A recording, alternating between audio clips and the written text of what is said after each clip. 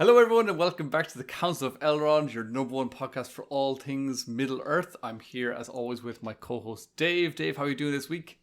Good. How are you? I'm very good. I'm excited to get back into some more Lord of the Rings content. And before we go any further, however, do you see what I'm sporting today? Ooh, merch. Mellon. Mellon merch. Well, potential Mellon merch. Futuristic. I'm testing it out to see how this might go down for some of our loyal patrons. So if you're not watching us, get over to YouTube and have a look and check out the t-shirt that I have on. It's lovely. I'm very happy with it. And we're thinking about creating some merch. And if you would like some merch, get into the comments and let us know.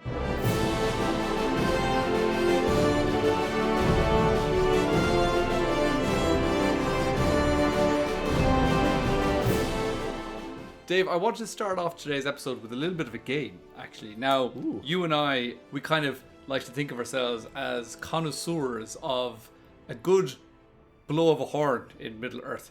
And we always listen out for them, okay, oh, that sounds like a great horn. And we even impersonate them from time to time. And I know that I can say to you, Dave, give me an old elf horn, and you'll give me a good impersonation of your own elf horn. So what I've decided to do is I'm going to play you a few sounds of different horns that appear in the movies, and I want you to try and figure out which one it is and what part of the movie it's in. And okay. I'm sure this is going to be easy for you. Okay, no problem at all. Right, so let's get into it. The first horn, I'm going to play the sound for you now. You ready? I am indeed, sir. That would be the Horn of Gondor, Boromir's horn. Correct. Very, very good. Now, that was quite an easy one, but, quite an important one. So, yes, very, very good. For anyone listening again, we'll have that one more time. The Horn of Gondor. The Horn of Gondor is the correct answer. Okay, very quickly, moving on to level 2. And this one is...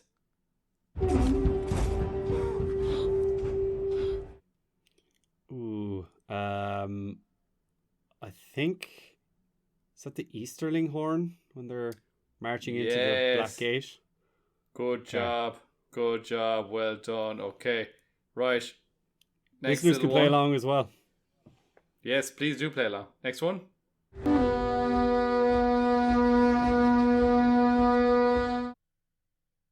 Can I get it one more time?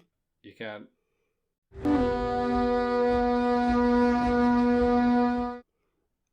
Okay, I think he might be stumped.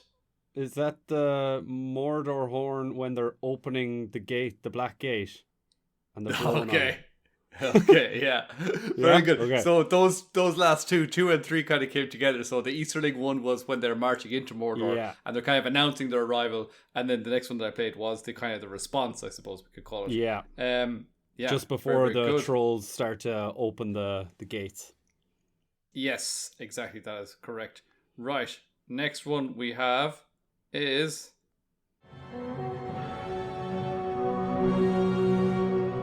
Right. What was that, Dave? That is definitely the riders of Rohan. They're all blowing their horns. So the Rohirrim horn. Easy. Not a problem for you. I didn't think it would be, right. Very good. Let's keep going. We're on rapid fire horns here. Are you enjoying this as much as I am? I am, yeah. I hope everyone back home listening along, I hope that you're getting equally all of these correct. And if not, it just means it means you haven't watched the films enough. You need to go back and watch them a few more times. Yeah. Okay, next horn. Derbgu Narshgu. That is the horn of Isengard. The horn of Isengard. Good man, the Uruk-hai. Well done. I knew you had it in you. Very good. Moving swiftly on. Next one. I have it here now.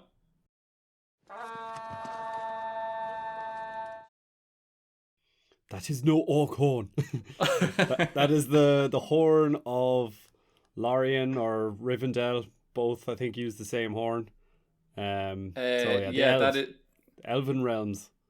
Yes, that is the Galadrim when they are arriving at Helm's Deep. Very, very good. I Well believe that done horn is indeed. also heard, though. Is it when? So that's the elven army that come to Helm's Deep, which is sent by Haldir sent by Elrond. Yeah. But yeah, I think is there another time we hear it? I think we hear it. Yeah, I think you're right. I think we hear that same horn. God damn it! We should be able to get this because we're the people that are claiming to be horn experts. I can't. I've got so many horns in my head right now. I can't even think about which is that one. All right, we'll come back to with the next one. We'll come back to it. Right, next one. You ready? Here we go. Yeah.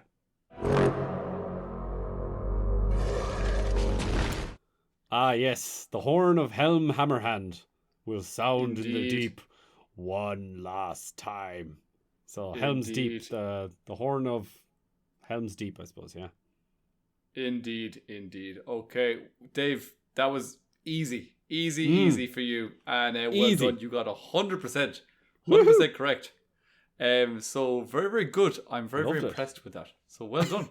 Do you know what's extra funny about that as well? Because I wanted to do the exact same game with you. No way. Except I was not planning on doing playing you any sounds or anything. Oh, you were just gonna let go. I was gonna imitate them. I was gonna be it's good this out. Just see what you. But there's one very important week. horn that you didn't put in there, and I will imitate it for you now. So it goes.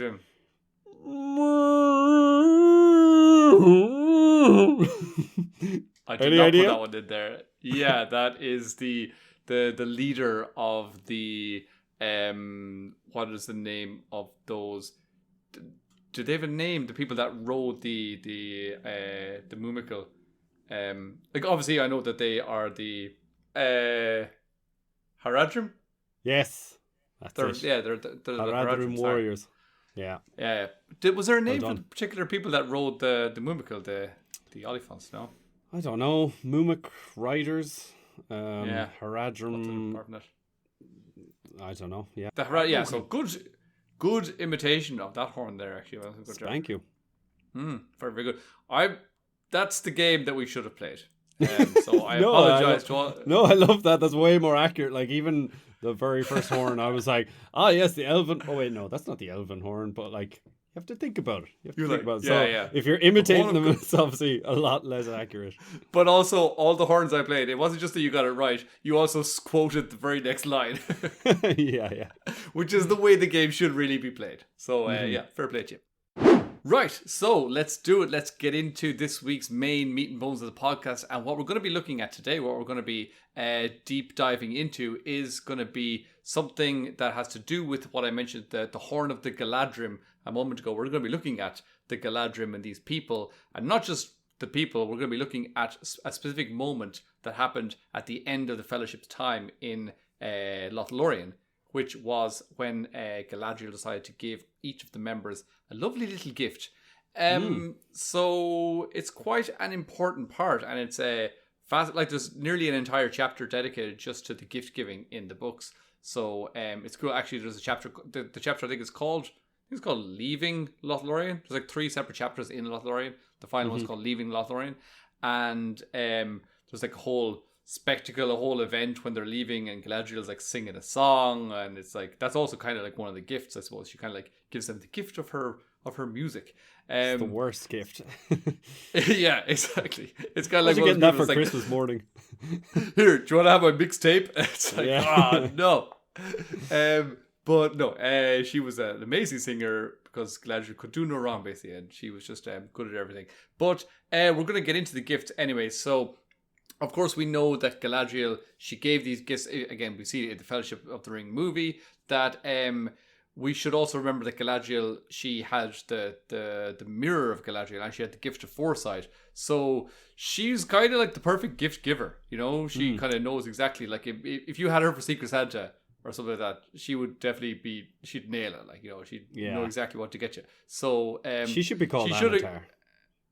Yeah, she was the real giver of gifts. That's a good point. Lord of gifts, So yes, before the parting feast, the Galadrim, which the translation is kind of like the tree people, they gave the members of the Fellowship the following items, and I'm going to first start with some kind of general group gifts. So the first group gift that I would mention were just, I suppose, the 3 boats that they actually gave them so that they could continue on their journey. So a lot of people will kind of say, well, they're not really considered gifts, but I think that it's quite an important thing, actually. Now, obviously, what is the intention behind this? I mean, it's pretty obvious that this is so that they can set out and get from A to B maybe faster. But it wasn't actually something that the Fellowship had intended. And in fact, the night before setting out, they were still debating whether to travel on the east or on the west side of the river, with Boromir obviously planning to eventually head on to Gondor and to Minas Tirith, whereas which was on the west side of the river, whereas Mordor obviously was on the east side of the river. So they still didn't have that clear in their minds. So by receiving these boats and being like, there's an option C, we can just take the river for the next few days. It'll be faster, and then basically Aragorn didn't need to like take that decision in that moment. He was like, okay, I've got a bit more time to myself to kind of plan this out. And then also, what they didn't realize was that they were actually being hunted by a pack of Uruk-hai, so that was quite important at the time to give them that little bit of advantage as well, because speed, they couldn't pick up their scent, I suppose, either on the river, and maybe speed, of course, because it's definitely faster by boat. So also, even just generally, if you look at historical pieces, like if you're watching, I don't know, Vikings, which I'm currently watching now, or if you're watching some like period, like old period drama. Or Lord of the Rings, look at when Éomer gifts Legolas and Gimli and Aragorn 2 horses, and you're kind of like, oh yeah, well, they needed to get from A to B, but you're like, these are 2 horses that, someone had to feed every day, cost an arm and a leg, and these were like warrior horses. Same goes with boats. Like, means of travel was not easy in these times, and Hasufel, Elrond. Yeah. Go back and listen to our horses episode. Yeah, go back and listen. It's the most recent one that we put out. Really good one. But yeah, like three boats. Like it's not like they're getting them back, and these are lovely elven boats as well. They are beautiful elven boats, and again, they're not just everyday regular run of the mill boats. Of course, that they're elvish. They have some magic. Sort of little, magic, or they have some sort of kind of qualities that are just a little bit out of the ordinary. So. Yeah. First of all, the first thing about these boats was that they were extremely light, and that Aragorn had actually thought about carrying them past the Falls of Rhoris and then continuing by boat until the plan just kind of went to shit, I suppose. Yeah. But so that's maybe it's not magical, but again, like another gift that we're going to look at later on, it's kind of like it does something that you wouldn't really expect normal wood and nails to put together to actually do. But another quality, and again, like we always talk about with the magic that's involved in Lord of the Rings, it's not high magic, and sometimes you kind of go, maybe that's just luck, or maybe that's just something else. But fate even, that's fate as well can be a factor. But that's kind of the way that Tolkien liked to have his kind of magic play out, and you weren't really sure. It wasn't like hitting you in the face with how obvious it was of being magic. So another thing that in line with that is that there was a blessing by Galadriel put on these boats, and they were kind of able to steer themselves a little bit. And for one very clear example of that is that Boromir's boat, when he like his funeral boat, they put him into that, and he sails and he goes over the waterfall, but it doesn't get destroyed. It actually survives the waterfall, and then it makes its entire way down the rest of the river on its own without crashing into the banks, and it sails out into the sea. So it gives him that honor for his like little funeral service, that he could go out to sea and have his body go out there and go towards a sailor's death. Yeah, exactly. I mean, It would be nice that if somebody was there on the shore with a flaming arrow to be able to shoot it and give him like the kind of Vikings death that you're probably watching at the moment. True, yeah. But the next item on the list, which was a kind of group gift, as I mentioned a moment ago, it was the lembas that I was speaking about, which is something as well that's kind of, it's not magic, but it does something that you wouldn't really associate with normal food, and your normal wood doesn't act in this way, but normal food, you eat and you get hungry again in the next few hours. Maybe in your case within the hour, but yeah, I'm hungry right now. I'm starving. So obviously with lembas, the fact that you're able to eat it and it fills you up. One small bite can fill the stomach of a grown man, unless you're a hobbit maybe. But lembas, this was actually first made by Yavanna, who was one of the Valar, and it was made from a special corn that grew in Aman. And not in Man, Yeah. but in Aman, the Holy Land. And Arome gave it to the elves for the purpose of the Great Journey, we're told. And it became custom that only an elven queen should keep and distribute lembas. And also, we also know that only on very, very rare occasions was it given to non-elves, because it was believed that mortals who ate it would become weary of their mortality and would desire to live among the elves. So they were like, we can't be having any of those people come and live with us. Now, this is our land. We've got to protect our borders. None of these people coming in here. So don't even give them our food, because if they get a taste for it, then there'll be no stopping them. So it's like Guinness, basically. At the end of the day, we're like, if people keep tasting Guinness, then they're going to want to stay in Ireland forever. So can't have that. Pretty much. That's why we just export all the crap. And overseas, they're like, this Guinness isn't that great. But when you come over here, you're like, ooh, this is the real stuff. Yeah. The next gift, Dave, is the elven cloaks with the elven brooches. What do you know about these things? Oh no, that was the first thing that popped into my head when you said a gift for like every member of the fellowship. And another thing that's kind of magical, again using low magic as Tolkien would put it. So kind of blessed to keep you out of sight. Kind of a little bit blessed to keep you out of sight. I suppose, to protect you from danger, and they're also extremely light as well to carry. And I don't know, they probably protect you from every sort of element. I don't know, do they express that in the books? But I imagine if someone was to breathe fire on you, you could be like, cloak. I don't know about fire, but they did say that they could keep you cool in the heat, but then also keep you warm when the weather was cold. So they're like a flask. Kind of like a flask, exactly. Yeah, thermal flask. Nice. So first and foremost, they were just top quality garments. They were like, I don't know, Dolce & Gabbana or something. There was something. It's like when they arrived at Mordor, Sauron was like, "What are you wearing?" And they're all wearing. Yeah, who are you wearing? And they're all wearing like a uniform. Well, they don't all make it to Mordor. Spoiler alert. But yeah, he would have been like, "Ooh, look at the drip on these guys." Yeah, exactly. But then, of course, the other important thing that we see these cloaks do is that they act like a camouflage, almost like a chameleon, that they would appear, we're told, a kind of a greeny brown color when they're in the forest, or at dusk, they would be like a darker gray color. So kind of whatever the situation required, they would kind of blend in a lot more. And of course, we see the example of that in the movies as well, where it appears like they're just a big rock.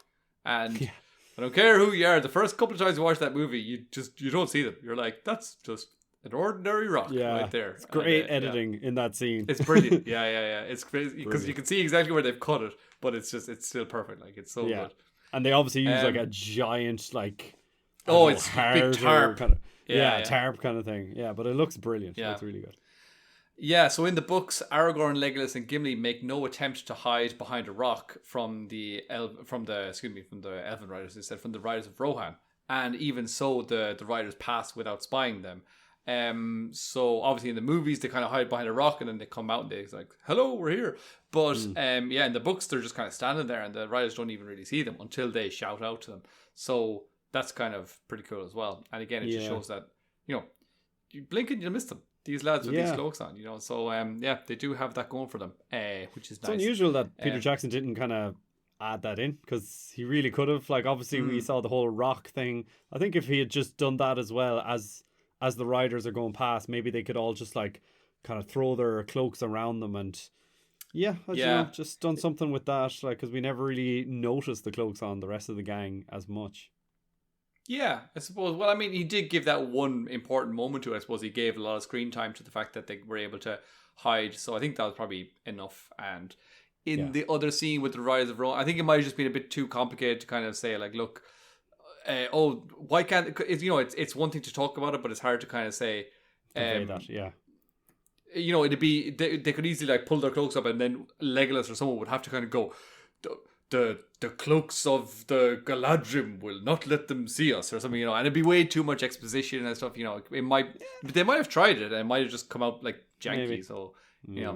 Anyways, the other thing that came, of course, with the cloaks was the elven brooches, the little leaves, and these didn't really provide any magical powers, but they were cute, I suppose. They were a nice little adornment, and they also, of course, did play an important part. And remember, Galadriel, she gave these gifts all very, very specifically, and each of the things that she gave had a particular purpose. So for Pippin to be able to, spit off his little very obvious leaf and his brooch, so that anybody who found it would be able to realize, okay, this is one of the halflings that we're searching for. It's not just, I found a piece of a belt. Do you think this is maybe one of theirs? I don't know. It could be anyone's. So it was a very particular shape and a very particular looking item. So it gave Aragorn and gave the rest of the hunters hope that their companions would still be alive.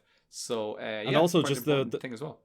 Yeah, and just the fact that he was able to get it off easily, and the fact, like, when Aragorn in the movie says, "Not idly do the leaves of Lorien fall," like the way it fell facing up and visible for Aragorn to see, like, he could have spat that, could have been kicked off Uruk-hai's shoe and gone right into the distance. So I feel like 100%. Again, that's just a little bit of magic, a little bit of luck, and you don't exactly the fact that he stumbled upon that exact thing, even though it's green and it's on top of grass. You might think, oh, you'd never see something, but it's just those little small bits of magical elements, which you just said there, luck, that plays a big part into it. And I think that is the main magic of some of these elven things, that it kind of just seems like luck, but it's not. It's just elven magic, And that brings us on to the next thing, which is the elven rope, I suppose. This is the next gift.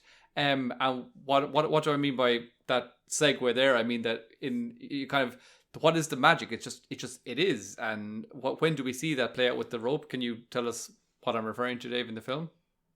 Yeah, when they're at the beginning of the Two Towers, when they're climbing down some big rock, and Sam is like, we're not gonna get that back. Like, it's one of my own nuts, won't loosen easily. And then of course it just comes out super easily. So that's just like real elvish rope is being shown, and that's in this exactly scene, and it's perfect. That's exactly what Frodo says. He just kind of goes, perfect just exposition. real elvish rope, and that's really, and really good. It just makes, makes they don't go into it too much. Yeah. He doesn't need to over explain and say, like, well, actually, in the founding fathers, when they first took this Hithlane rope from the tree and all, like, he just like the Mellon tree, rope. Yeah, and you straight away you're just like, yeah, I get it. Elves are just redonkulously magic, so I buy it. I understand exactly what you're saying there about how, like, you didn't need any more explanation, but I always wanted more explanation. I was like, wait, tell me more about the rope. What do you mean real elvish rope? I was like, does that rope have a mind of its own? What's going on? Did Sam just tie it really badly? I was like, it took me ages before I kind of like figured out what was going on. I'm always thinking, like, Jesus, they were like 5 seconds from serious certain death. Do you know? Yeah. So just so that we're clear, the rope could kind of, like what I said with their thermal flask garments that they had, that which were perfect for the situation that was required. It was the same with this rope, that it could be as tight or as loose as was required for the situation, and basically a lot of that was in the mind of the person using it. So another situation was where they were tying up Smeagol with this rope, or tying up Gollum, and again, it's kind of I think it's one of the things that's always sort of bothered me from the films, that when you see the rope tied around Gollum's neck, I'm always like, it's just like dangling and it's so loose and it's hanging. I'm like, he could just kind of like lean forward and it would just slide off his neck. It was just so, and then when Frodo eventually kind of, takes it off him, he doesn't even loosen it. He just pulls it off his head. I'm like, it's so silly that he should have been able to do that. But I suppose it's probably down to this factor that it is this elvish rope, and that if Gollum tried to take it off himself, it probably would have got very, very tight. And of course, we know that it also had those qualities that it would burn and it would freeze. A person who was not of good character, who was tied up with it. So obviously, more little magical features that this rope did have. And as you rightly said, it was made from hithlane, which is from the bark of the Malorn tree.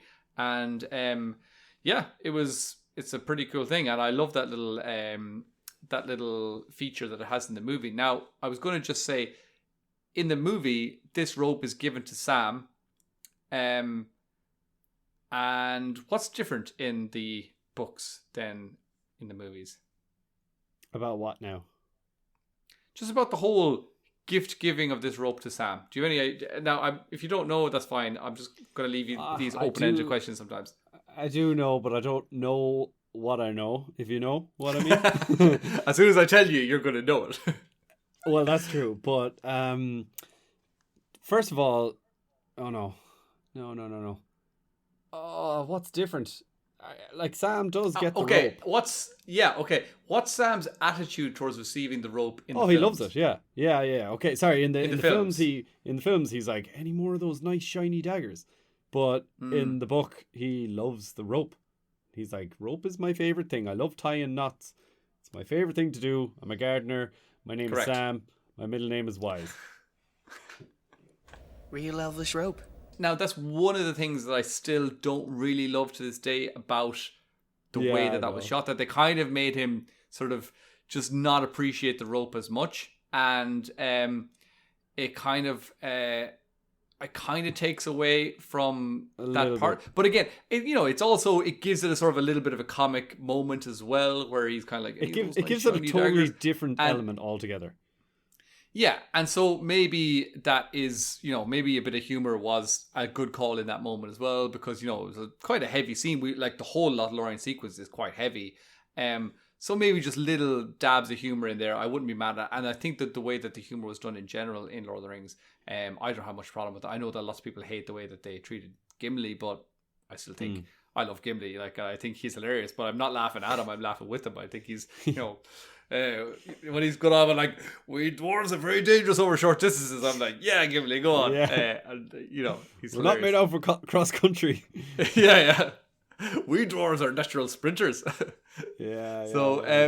But going back to the rope again, I've mentioned this in the category of gifts for everyone, because this was not a gift for Sam in the book. This was each of the three boats had a rope in the boat itself. So that was there was 3 bits of rope given to each of the separate companies that were in the boats. So in the book, however, it is Sam that is the most excited by the elven rope, and he makes sure that he nabs a coil for himself. And he also kind of when he was setting out from Rivendell, he remembered at the moment that they were like in the morning, they were gathered and they were about to set off, and he just was like thinking to himself, feck, I never got any rope. I'm definitely going to need rope. He's there, has this whole inner dialogue. He's like, Sam, you're going to need rope. Think of the old gaffer. He always told you, never go anywhere without a bit of rope. You're going to need it, and the moment's going to come. And then when he finally sees this rope, he's like, fantastic. And also, he kind of like tries to attend a rope making workshop in his time in Loth Lorien as well. He sees them that they're like making rope, and he's so interested. He's like, oh my God, how do you do it? Like, I'm so interested in rope making. So that's again what I'm saying, how when he receives it in the movie and they kind of downplay it a lot, it kind of, I'm like, he's the guy that loves this. He would be so excited. True. Yeah, that's very true. Sounds like he went to like a rope, like almost like ADD or like a Ropes Anonymous workshop. He's like, yeah, I'm Sam. I'm addicted to rope. I'm obsessed. I got a rope fetish. Yeah. And for you, Samwise Gamgee, elven rope made of heathline. Thank you, my lady. Moving on to the next gift, Dave. We have a gift for Aragorn. What gift do you think Aragorn received? Do you remember? He received the Even Star, which isn't real, because that's a movie thing. So, yes. But is it also just like the love of Arwen in general? Galadriel's like, I cannot compete. Okay, I'm going to come to that. So he receives 2 gifts. Gets a but I'm going to speak. Dagger. He doesn't get a dagger. That's also a movie thing. But there is something related.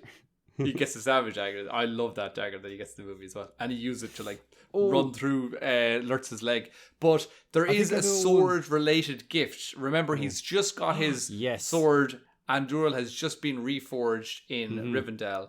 So, well, not just, but like, before. What is it? He gets a sheath that that will never make his sword dirty, and like anytime he's bloodying his weapon, he just pops it in that sheet, and it's like cleaning golf clubs or something. He pulls it out and he's like, freshly unbloodied. Yeah. Exactly. That's right, exactly. There's like a little mobile washing machine thing in there, or like a drive-through car wash or something. You just put the sheet in, sort of bzzz, and she goes, oh, it's brand new, like shining, and it's been polished and everything. So so that's exactly great. Well done, good job, you remember that. So he gets given a sheath, and this was a sheath that was made specifically for his sword Andúril, and we're told that the sheath was overlaid with a tracery of flowers and leaves wrought of silver and gold, and on it were set in elven runes formed of many gems the name Andúril and the lineage of the sword. So that's a pretty epic sheath that he's got. And also then on top of that, Galadriel tells him that the blade that is drawn from this sheath shall not be stained or broken even in defeat. And you spoke about it all not being stained, but I suppose another very, very important fact is that what's the history of this sword? It was always faulty. The blade that was broken. So it's exactly. Exactly. It's a like, faulty ass sword, like, it's second hand as well. He's like, I don't want this bad boy to break. It's just a shame that Elendil didn't have his one blessed as well.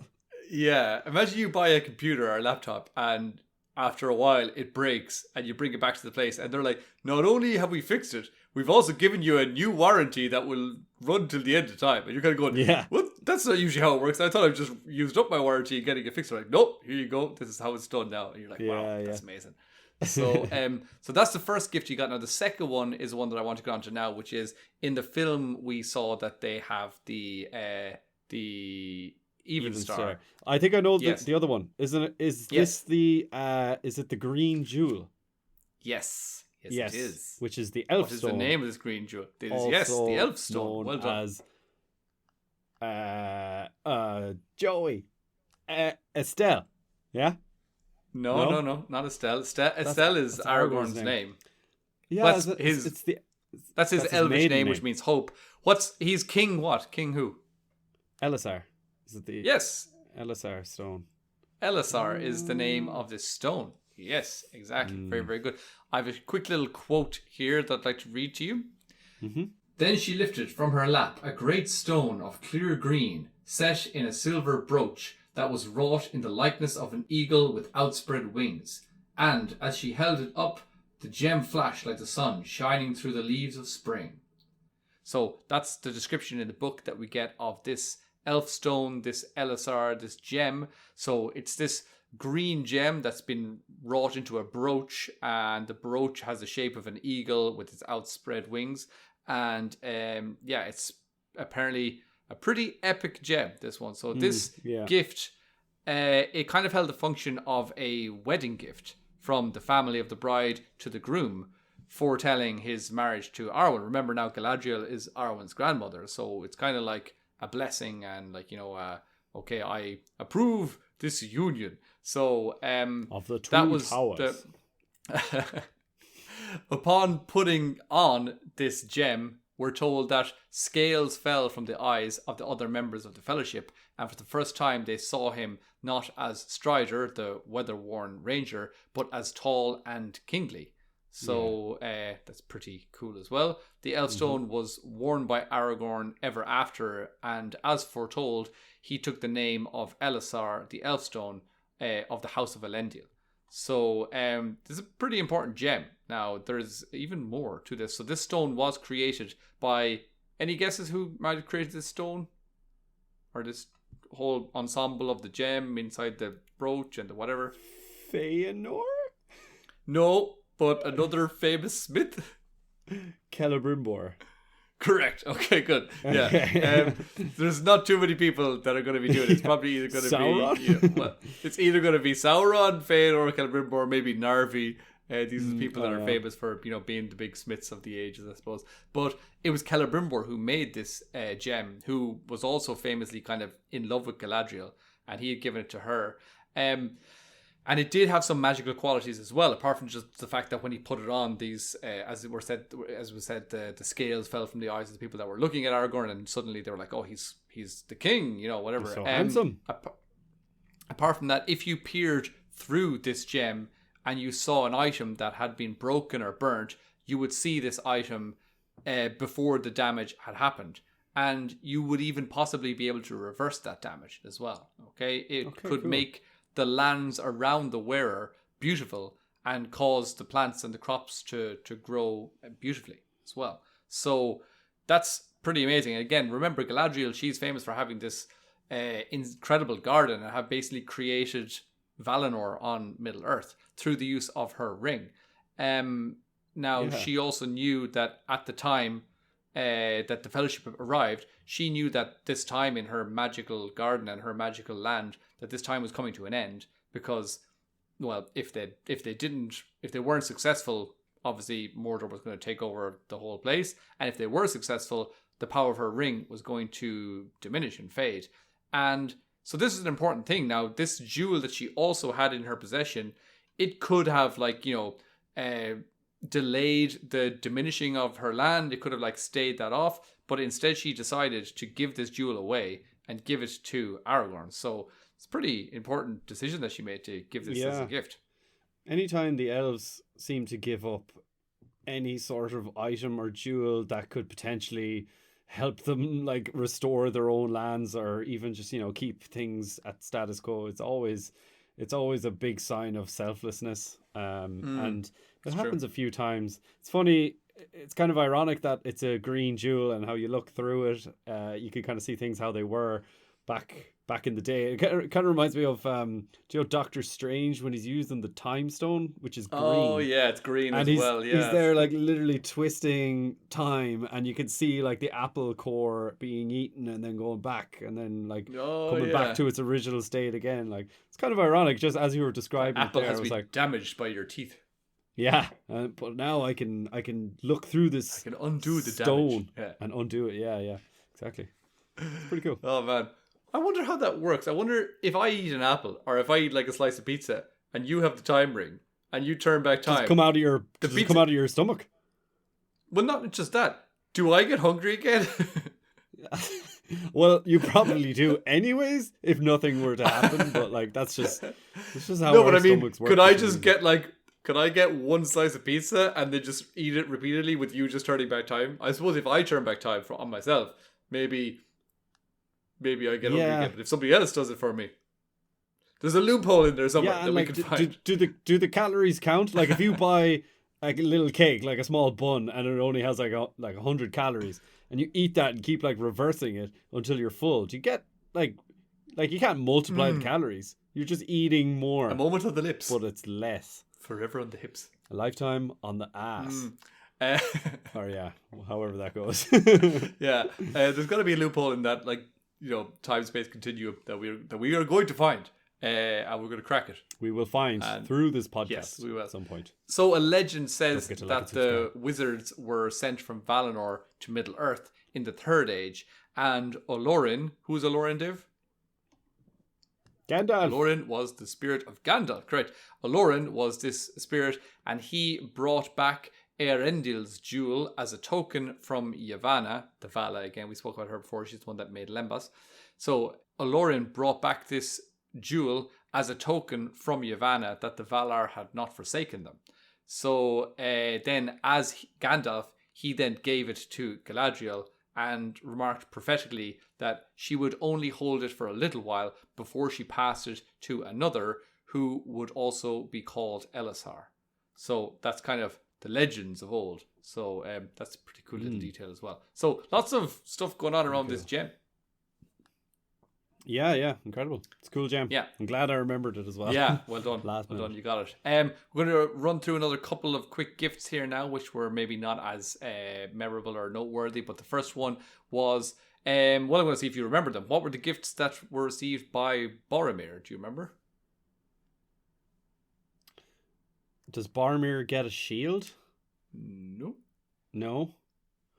Oh, I know. He gets a belt, a golden Yes, belt. yeah, very good. It's golden. Yeah, it is golden. Okay. And what about, is there any other belts distributed? Do the hobbits get them? Like all the hobbits? Not all the Yeah. hobbits. So just Merry and Pippin That's what they get. They don't get lovely. They don't get nice shiny daggers. They get belts. What kind? Yeah, Are they that's right. golden? Are they the ones that are found on the pile of orcs that we see in the movies? Those kind of like little sheathy belts. So no, I'm guessing brown. I don't remember. They're silver. They're silver belts. They're silver. Yeah, so we're told that they are small silver belts, each with a clasp wrought like a golden flower. And so yeah, I can see why they upgraded them in the films Like to the knives that had seen battle, that we're told as well. So I think that's probably a good change maybe in that situation, because the belts were not the most amazing. Now Boromir did get a golden belt. They're action movies. Yeah, exactly. Yeah. Now Boromir did get a golden belt, and again, if you were to say what was Galadriel's intention with this, again, someone who has the power of foresight, it did come in handy at one point when Frodo needed to confirm his story to Faramir, that he had been with Boromir. That there is a mention of that at one point. So that's one good thing. But then also, I've seen someone online speaking about how it was possible that Galadriel foresaw Boromir's death and thought that maybe as a funeral garment, it's something that would be more honorable to wear this golden belt rather than just wearing his dirty like traveling gear. So it might be just something more honorable to be wearing for as he goes into his next life or something. So that could be something. If she foresaw his death, why didn't she just get him a suit of armor or something, or like a breastplate, that would stop the arrows? How cruel is that? Getting him like, here's some funeral gear. Like, cheers, Galadriel. Well, yeah, at least maybe she just foresaw that he was going to get a bit skinny and he needed to keep his pants up. That's why she gave him the belt. Your breeches are very loose, Boromir. Here you go. This will keep your pants up. Yeah, I don't know. Again, there isn't any specific mention of that, but it's just it's a possibility. It's a possibility. We're going to move on now to Legolas. What did Legolas receive, Dave? Again, in the movies, he gets a new bow. Is that what he gets here? Yep, he gets a bow. Okay, he does. Actually, does he have a bow before that? Oh yeah, he does. He has a bow. He's a bow man, I suppose. So he does have a bow. I know he's a bow man or a bow elf, but like, did he have one from Rivendell to Loth Lorien? He did. Yeah, he used it in the Mines of Moria and places like that. Sure, yeah. So but he does get a serious upgrade to this bow. So she gives him a bow of the Galadrim, basically, we're told. And the bow was longer and stouter than the bows of Mirkwood, which is the one that he had been using. And it was also strung with elf hair. So I don't know. That's apparently an important detail. So elves obviously have good hair. Their hair makes a good bowstring. But the gift was also accompanied by a quiver full of arrows. So it's also nice. Yeah, I was just about to say that. It's like when you receive a remote control car or something when you're a kid and you're like, oh, I want to play with this immediately. It's like, oh, sorry, it doesn't come with batteries. They're sold separately. You're like, God damn it. And then you're like, we definitely don't have exact like that. They would always take like 15 batteries as well. You're like, we don't have them in the house. You were emptying out all the remote controls. You're like, no, we're still short. We have to wait till the shops are all closed. We have to wait till the next day to go to the shops and buy some batteries. You're like, oh no. So this was not the case. He was able to go straight out and play with his bow and arrow. It was like, nice one. There's an episode for anyone that's a fan of It's Always Sunny in Philadelphia. I talk about it a lot on this podcast. But Mac for Valentine's Day, Mac gets Dennis a rocket launcher. And Dennis, he's like known to have like no emotion or no feelings, and then he picks it up. He's like, how did you know this is the one thing that I would have wanted? And he's like, I know you, bro. And he's like, okay, cool, let's shoot it. And he's like, oh dude, they forgot to pack the rockets. And he's like, I don't care, I still love it. But yeah, rockets weren't included. Oh man, that's funny. My gift for you, Legolas, is a bow of the Galadrim, worthy of the skill of our woodland kin.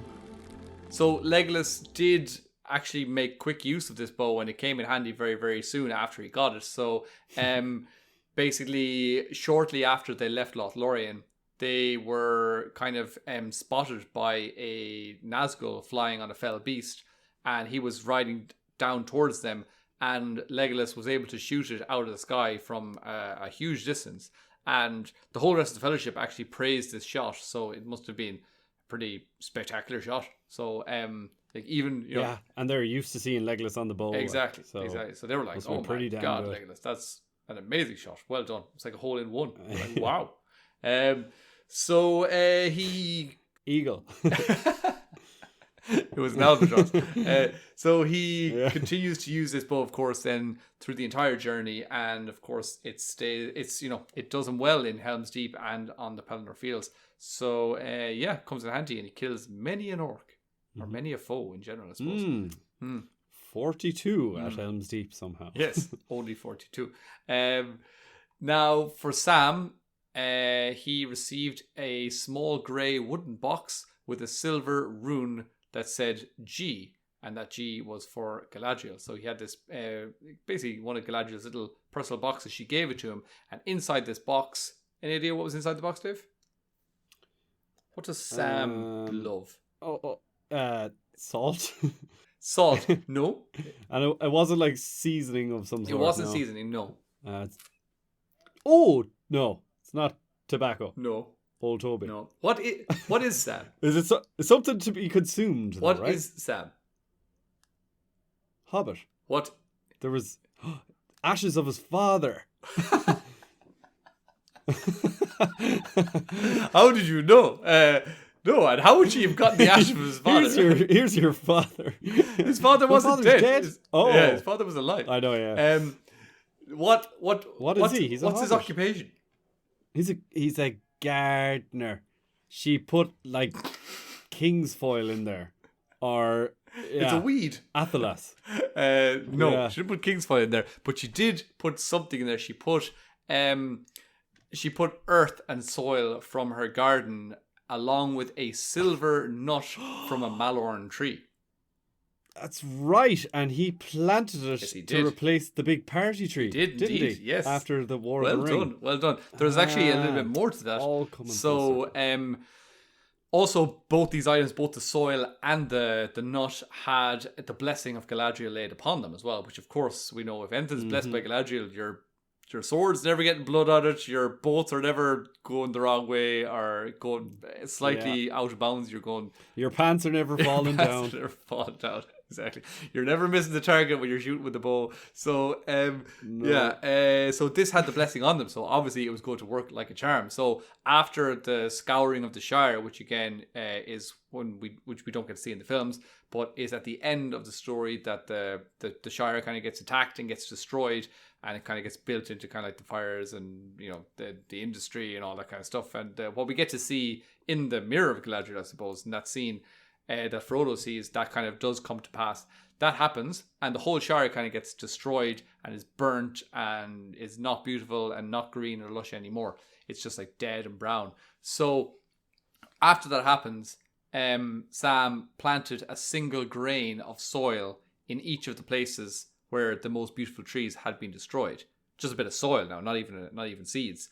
And he then planted the silver nut from the Malon tree in, as you rightly said, the place where Bilbo's party tree had once been. And it sprouted into a huge Malorn tree, the only one in the entire outside world. Of Lorien. Well, after Lorien faded, it was the only one in the whole world. Right. So we're also then told that by spring, the Shire was more beautiful than ever. So it didn't take long for the whole thing to just become amazing. And so remember then, like, that Galadriel's otherworldly garden in Loth Lorien, which was basically like Valinor on Earth, that would eventually fade and she would leave the shores of Middle-earth. But she entrusted Sam to keep the memory of Loth Lorien alive on Middle-earth. So again, she knew what she was at. She did. Yeah, brilliant. And if you want to get some more information on that as well, we do have a lovely trees episode. So you can go back, I think it's called The Two Trees of Valinor, Good and Evil, or Truth and Lies, something like that. Yes, that was a class episode, actually. I enjoyed that one a lot. Yeah, very good. There was some good ones back then.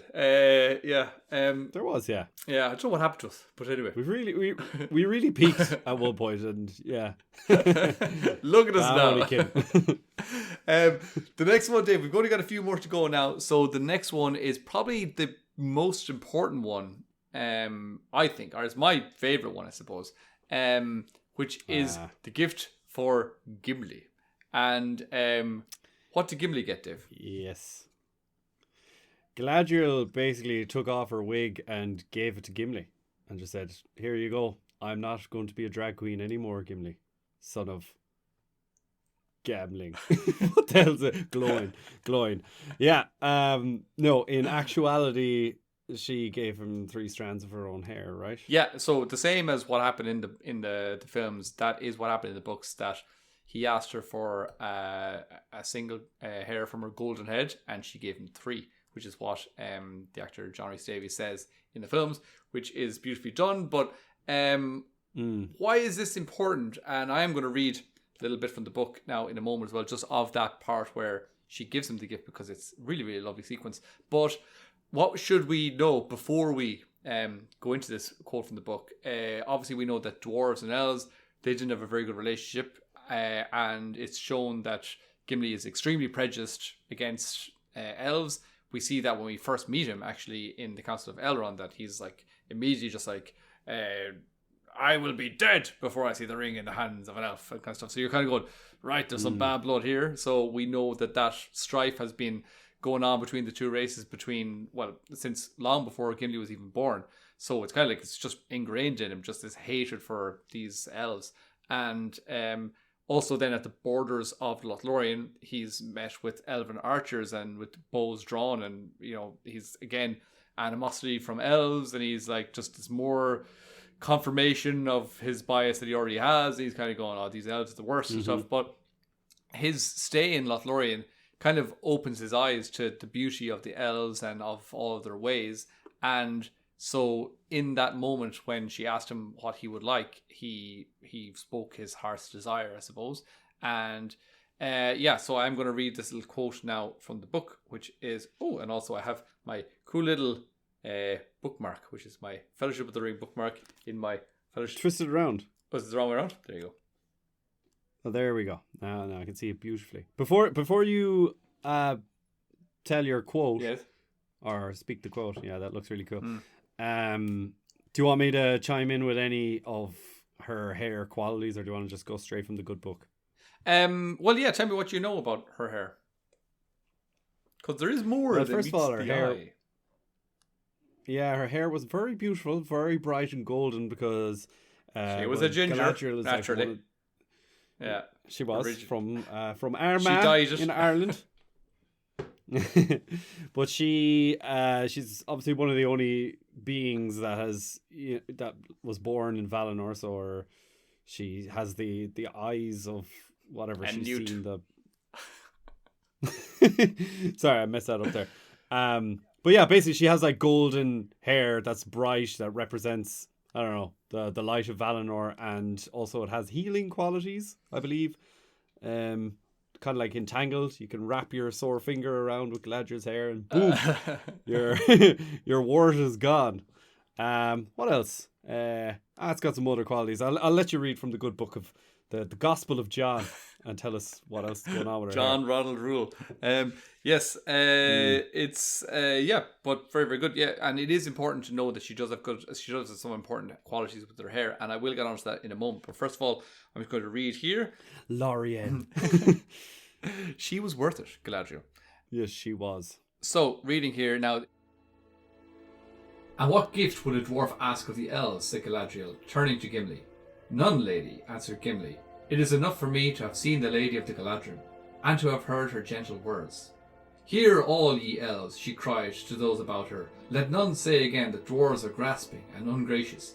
Yet surely, Gimli, son of Gloin, you desire something that I could give. Name it, I bid you. You shall not be the only guest without a gift.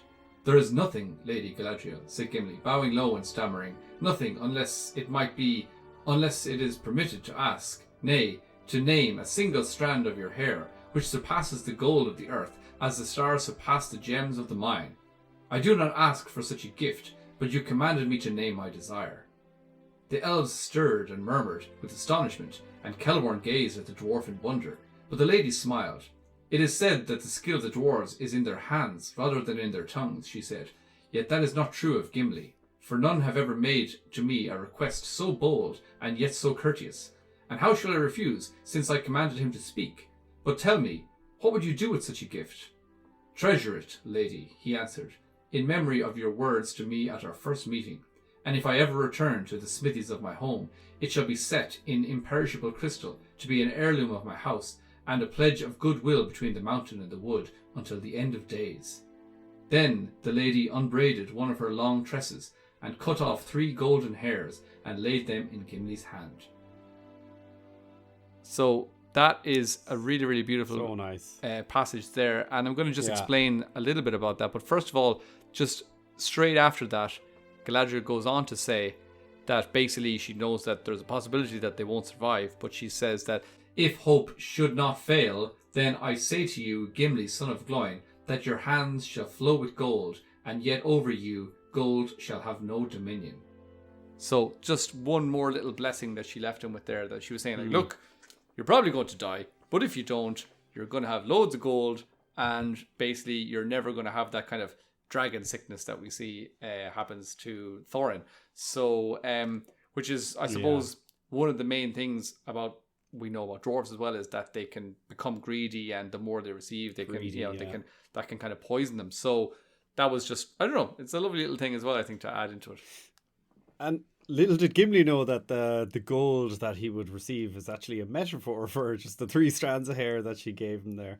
But it's really cute, and he's just like, it is, and cute, he's like, yeah. "Oh, I'm gonna." But what are you gonna do with the hair? He's like, "Treasure it, lady." It's like, oh wow. He's like, if I ever make it home, I'm gonna speak to my friends who are the smithies, and they're gonna cast it in this imperishable crystal to be an heirloom of his house. So this is how highly he thinks of Galadriel. The heirloom of his house is now going to be these 3 hairs and these 3 strands. Yeah, I wanted to say how John Rhys Davies just delivered the whole thing so excellently, and it's a really, really touching moment. I can't remember, there was something else I wanted to say. I've completely forgotten it now. But yeah, I loved that scene so much in The Lord of the Rings. He does a great job. I just love that moment where he says, like, I asked her for 1 hair from her golden head, and he's like, she gave me 3. And then it goes just to Orlando Bloom, and you just see his smile on his face, and I love that as well. There's no need to say anything at all. He's just his smile, and you're like kind of going, you're like, I love these 2. I love them hanging out. I love them becoming friends. It's like, this is the best. Exactly. It's one of those moments where you see they're really growing, their bond for each other is really growing, and it's really nice. But the one thing about that scene, book and movie, that's kind of unusual to me, this is what I wanted to add a moment ago.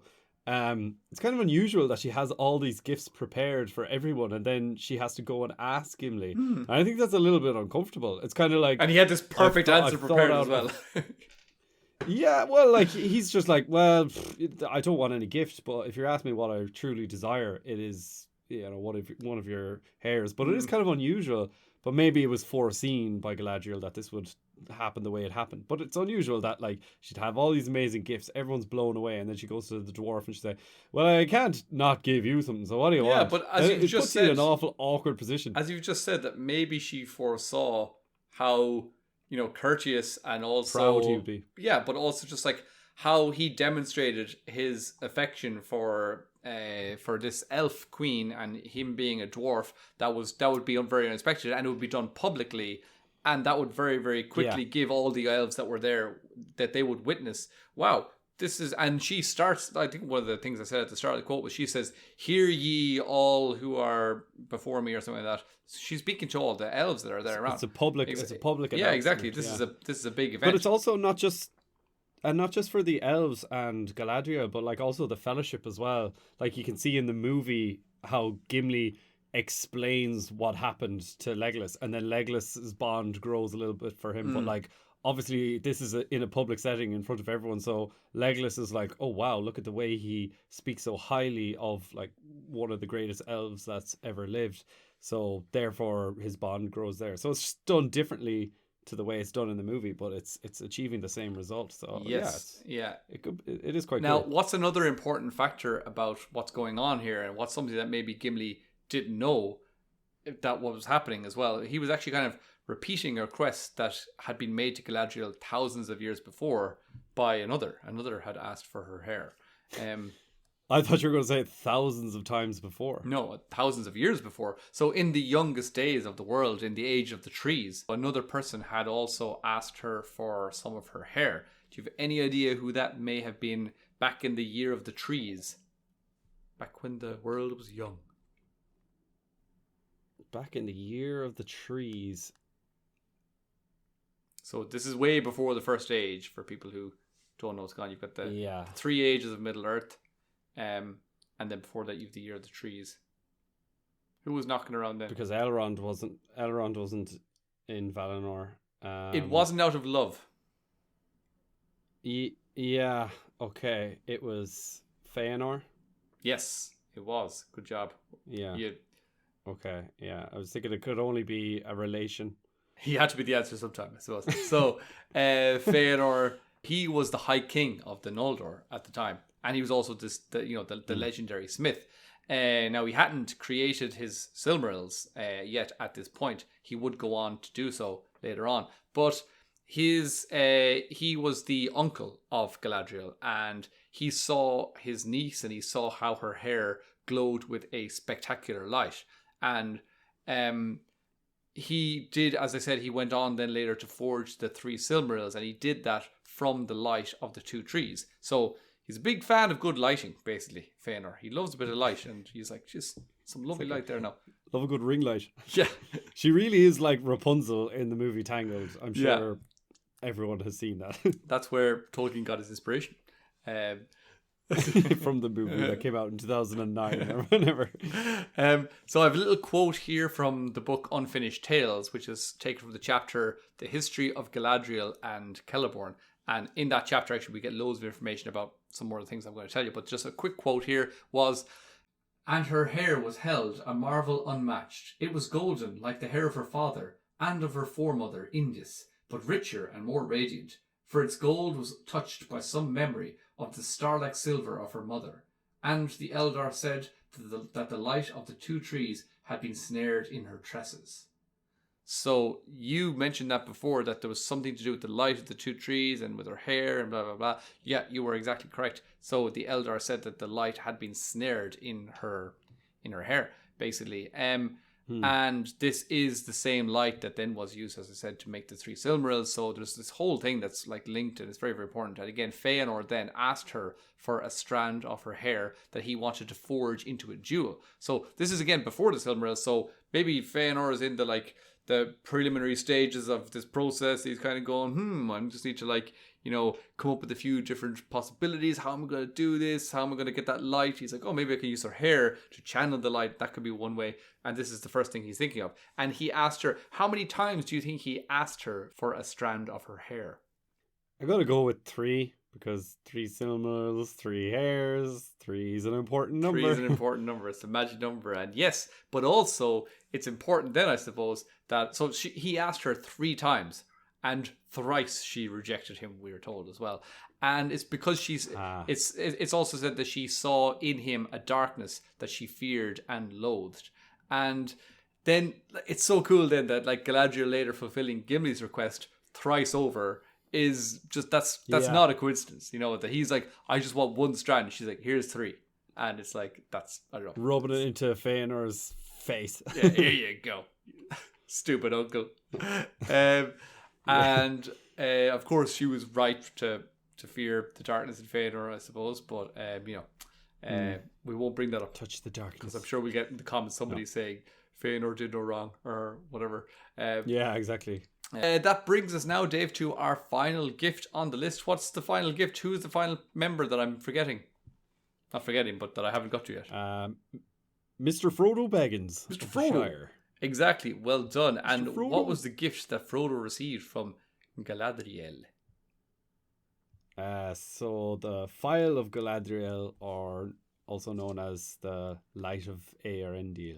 Very nicely done. Exactly. Yes. So we're going to go back in for another short little quote here, and this again is from the same chapter. The chapter is the Farewell to Lorien. Sorry, I think I said leaving Loth Lorien before, but it's Farewell to Lorien. Oh, yes. That sounds more Tolkien. Exactly. We've been doing a bad job. We've been butchering Tolkien's language, you and I, today. But Goodbye, Lorien. Lorraine. Yeah. Ciao, Lorien. So the quote is, "And you, ring bearer," she said, turning to Frodo, "I come to you last, who are not last in my thoughts. For you I have prepared this." She held up a small crystal phial. It glittered as she moved it, and rays of white light sprang from her hand. "In this phial," she said, "is caught the light of Eärendil's star, set amid the waters of my fountain. It will shine still brighter when night is about you. May it be a light to you in dark places when all other lights go out." So yeah, so they did a good job in the movie as well, using a lot of those lines, so it's pretty good. Yeah, so again, what does this come in handy, Dave? Is this a good gift that he receives? Yeah, so Eärendil is obviously the father of Elrond. He's the mariner. And he does turn into a star. We won't get into that, but his wife becomes a bird and he turns into a star basically. So it's a bit of a messed up family. I'm guessing. Yeah, Elrond's got some serious daddy issues and other issues. He's been in therapy for years. This file, as Galadriel says, is our most beloved star. So I'm guessing it's not the whole star. It's just like a little tiny piece of. It's just a light. It's a light from the star. It's the same way that the light of the two trees was in the Silmaril. It's just because it was there. It didn't mean that it was gone from other places. Right. It was just the essence of the star. Exactly. And somehow in Tolkien's Middle-earth, we're able to just capture lights somehow. But you see that in lots of places, so there is consistency. You asked where is it used. Everyone that's seen the movies knows that Frodo whips it out when he's being attacked by Shelob. But it's probably one of the darkest places you can go. Trying to think, does he use it again? Is he using the file in Mordor when he's getting around? Possibly, but we'll never know because nobody knows. He uses the nail file then because he wants to look his best. That's correct. On his 9 fingers. Oh yeah, Frodo of the 9 fingers. Had to do it in that like yodely way as well. Frodo, yeah. And the ring of doom. Lots of yodels going on.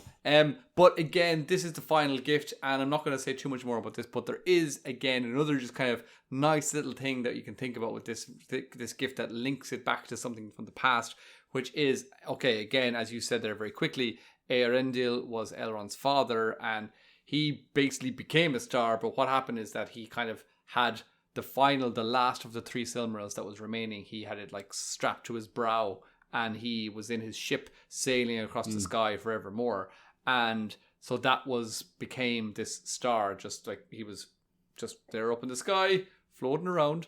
And it's kind of a mix of him and the Silmaril together becomes a beautiful star. So you could be like, this is also a light of a Silmaril in its essence. Yeah, no, that's exactly the point here. So the light here is coming from the Silmaril, and the Silmaril, where did it get its light? I just told you a moment ago. From Galadriel's ass hair. No, that was Feanor's first intention. Remember, sorry. That was like he was planning to like try and get the light. And he was okay, maybe I'll use Galadriel's hair. So that failed. Where did he get the light? He got it from... Did you just tell me this? Well, yeah, it's from the main source. What was the main source of light?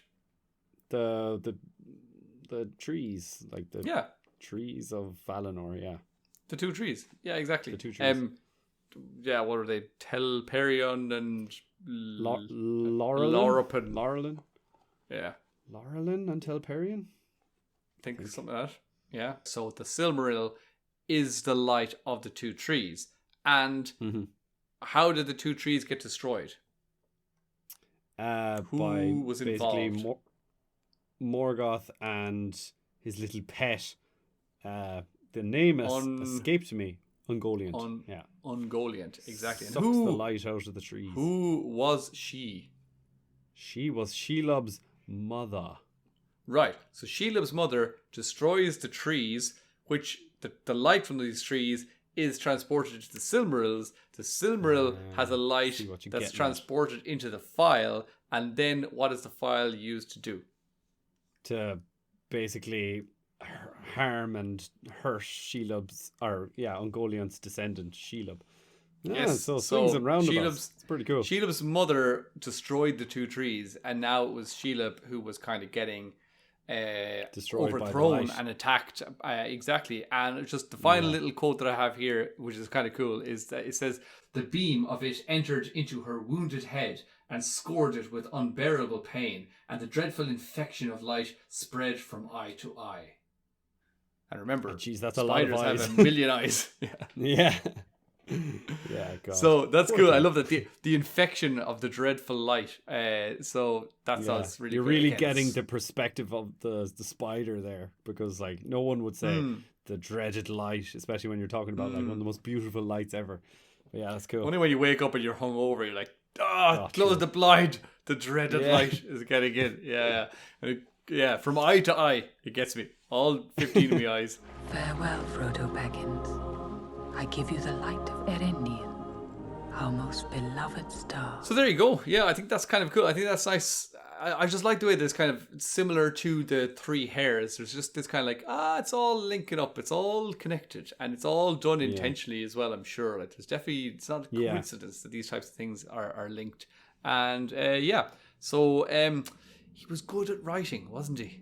Tolkien. Yeah. He was pretty good at it, yeah. He was good. It was almost like he planned out a lot of it before he began, you know? He was much better than you or I. That's true. So there we have it, Dave. If you were to choose, if you were to get given a gift by Galadriel, which of those items that I mentioned would you most like to receive? I mean, honestly, it would have to be the bow. As a kid, if you got a bow and a quiver full of arrows, you'd be out there shooting as much as you can out in the garden. It'd be great crack. There's obviously some great gifts in there. I always thought, I know it's probably one of the best and like, you know, the most important, but I always thought Frodo's gifts sucked. So I'm like, imagine that. When you're a kid, I was like, a file. What even is a file? I don't know. Yeah, exactly. So I'm going to bring up the file of Galadriel. Yeah. Yeah. Yeah. So I think it's got to be like, obviously the sword cleaning sheath is pretty handy, but like you need a badass sword for that. But I think just getting a bow and arrow, like, which I think I have done as a child, getting one under the tree, it's pretty nice. It's pretty handy. Yeah. What about yourself? Yeah, for sure. Oh yeah, like that. The bow and arrow would be class, I suppose. The elf stone. You'd want the hair, you big weirdo, wouldn't you? I mean, I wouldn't say no. I just want to smell it.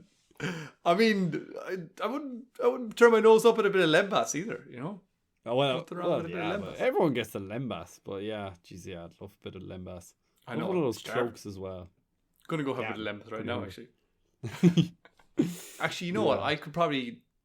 It would come in handy to have a bit of that soil and maybe that Malorn seed as well, because I'm a terrible gardener. Everything I touch just dies, and I don't know. You've probably killed the only Malorn tree in all the land. No, so yeah, I wouldn't be trusting you with that soil. But it's probably lose I think the magic is it just takes care of itself. And so you're going, look, maybe. Like, I mean, I was going to say it's like a cactus, but I've killed many a cactus. So in my time. So have I. I actually watered a cactus before, and it ended up like growing mold and drowning in itself, and I was like, oopsie. Oh, I've drowned about three cacti. Yeah, I am the cacti killer. They don't survive around me. Have you run out of those nice shiny daggers? So there we have it. Anyway, those are all the gifts of Galadriel. And again, I was kind of inspired to talk about this topic because of reading through the chapter, the Farewell to Lorien, and just kind of, I have that whole sequence of when she's talking to Gimli, just that's all highlighted in yellow in my book. And I was like, I just love this part. So I was like, I'm going to do I was actually going to just focus on that. But then I was like, feck it. We'll do all the gifts. Why not? We'll expand it. So, but I think it's a really, really cool little feature. I just love how there's this whole procession of just giving gifts to everyone. And it's like everyone's birthday all at the same time. So, yeah. Everyone loves gifts. Everyone loves gifts, exactly. And, you know, Galadriel, I hope I have her for a Secret Santa next year. That'd be the best. Hope I don't have you. You're a terrible gift giver. I'm only joking. Harsh. I'm only joking. True facts here on the Mellon Heads podcast. Only joking, guys. If anyone thinks that I'm being serious, I'm not. Dave is a wonderful gift giver. He's very, very generous. Thank you very much. Yes. So on that bombshell. Yeah, actually, just before we drop the bombshell, I also want to drop another bombshell by saying that, guys, this is the penultimate episode of the Council of Elrond for season 3. So yeah, tune in next week. We're going to have an episode on a fan favorite character. So yeah, just wanted to let you guys know. Who is it going to be? Can I get some inside information? Clue. No, don't admit it. I'll find out on the day. I won't tell you. Okay. But yeah, tune in next week, guys, for the last episode, and make sure you drop loads of comments on who you want it to be and who you think it could be. So yeah. Okay, sounds exciting.